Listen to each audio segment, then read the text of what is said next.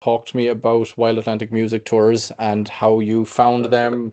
Was there a specific musician that you were kind of latched on to, or was it more just the idea of going on a music tour to Ireland? So I live on a small island in Washington State, and there was a guy named John Whelan who lives here, a very famous accordion player, and he had brought some people in from Ireland, and they were doing a show, and he had a flyer for Wild Atlantic Music Tours, and I picked it up, and after the show, I said, I want to do this.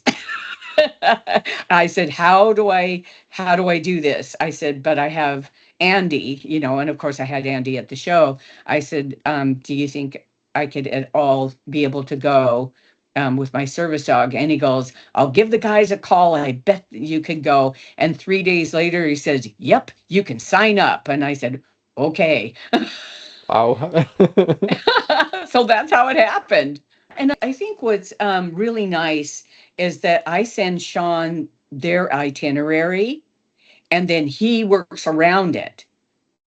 So okay, you're going to end here or you're going to start here. So how about we do this and this and this, so that we don't overlap Hmm. things of interest, or it gets me closer to where my start and my finish is.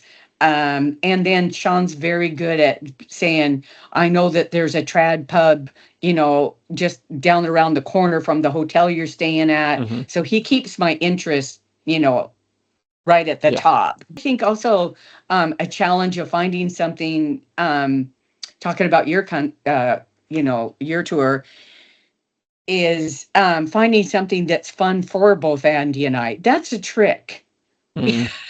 It's a real trick to figure that out. And he's done great. Some things hasn't worked out quite as well. Yeah. And other things have worked well. And now that we just done three, we finally are, I think we're hitting our pocket, Yeah. Yeah. Yeah. Yeah.